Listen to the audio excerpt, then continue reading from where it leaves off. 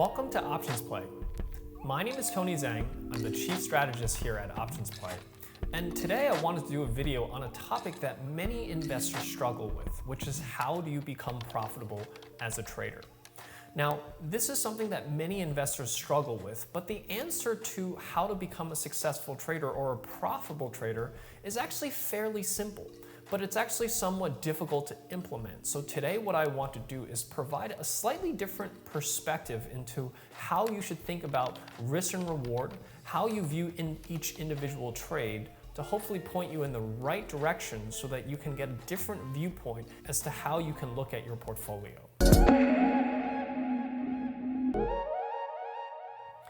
Now, I've been working as a strategist for 15 years. I started in the currency markets, worked my way into derivatives with futures and options, and now as the chief strategist here at Options Play, I have worked with thousands of retail and institutional investors over the past 15 years in helping them better understand their strategies and becoming profitable and understanding the markets. Now, what I wanted to provide here today is a little bit of insights into what I have noticed different between successful traders and the hundreds and thousands of traders that struggle to make a profit in their trading accounts despite the numerous hours they spend on research, looking at charts, and working on their strategy. Now, the one thing I notice is that many investors believe that the lack of profitability comes from their strategy, comes from who they're following, comes from their technical indicators. But from my experience, it's actually rarely those things that cause a portfolio to not be profitable. The reason I say this is because if it was due to your strategy or due to the wrong technical indicators, what you would see is simply a string of losing trades over and over and over again.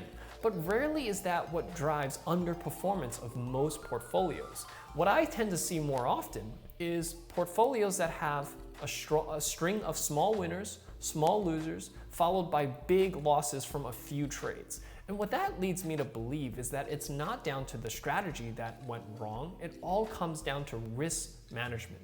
And that is the key to success, is really looking at risk versus reward. And successful traders have long realized that where the markets go and how much money they can make is something that's completely out of their control. But what is firmly in their control is how much money they have at risk.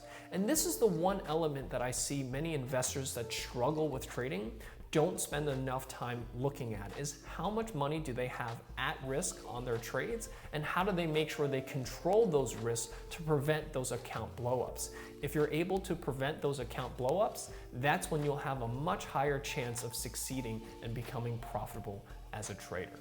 Now, to better understand this, I want to bring up a concept by an author named James P. Carse. He wrote a book in 1986 called Infinite versus Finite Games. Now, this book was written by a religious philosopher, not a finance professional or trader.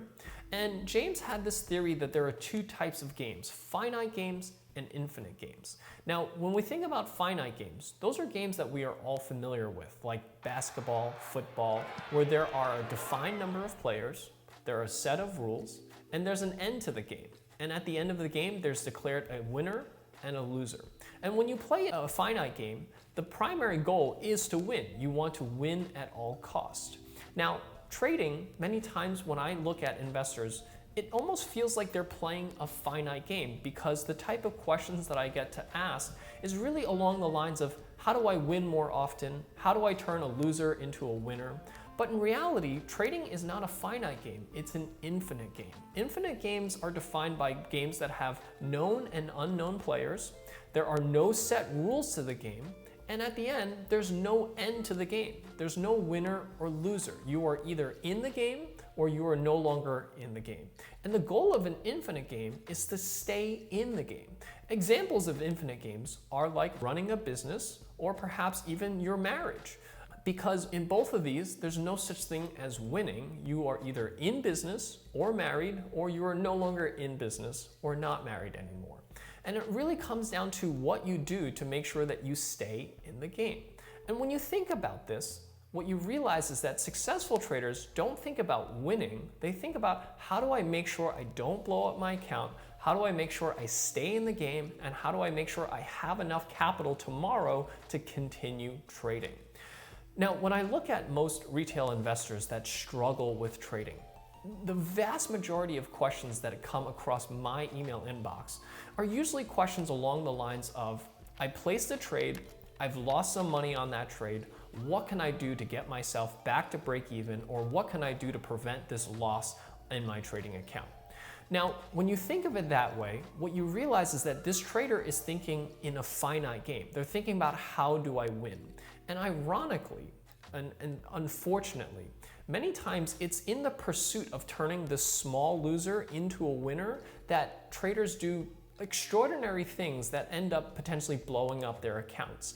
I've seen all types of trades that have been done to potentially correct a small losing trade where an investor takes on more risk to try to get themselves back to break even, only to find themselves in an even bigger hole. And many times that leads to emotional behaviors where we are effectively committed to a trade and we feel that we can't afford to take this loss, that we do even more extraordinary things that many times lead us to blow up our accounts. So I tend to find that the successful traders are the ones that are mostly concerned with, how do I make sure that this small loss doesn't turn into a much bigger loss, and not worry about, how do I turn a loser back into a winner? Because the reality of trading is that you're going to have winners and losers. The sooner you can understand that losing is part of the game and that you have to accept that in order to move on, if you get too tied to losing, or if you get too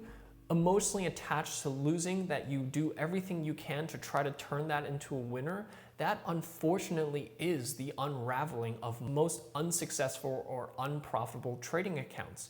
So learn to let go of losing trades. Learn to keep your losses small. Think about the infinite game. Don't think about the finite game. And remember, the long-term goal is to make sure that you stay in the game, maintain the ability to continue trading in the long run, because trading is an infinite game. I hope this was helpful in giving you a different perspective into any investor that might be struggling for the past few months, or maybe even the past few years. But there are many resources that we have available to help you better understand this, and also understand how can you actually prevent big losses to begin with. You can find out more and sign up for a free account here at optionsplay.com to learn a little bit more. If you found this useful, please hit the subscribe button, and I'll make sure to link a few videos in the description to give you a better understanding as to how you can think about risk management and shift your way of thinking about risk versus reward, and how you can continue to think about playing the infinite game versus continuing to struggle as a finite player within an infinite game. Thank you so much, and have a great day.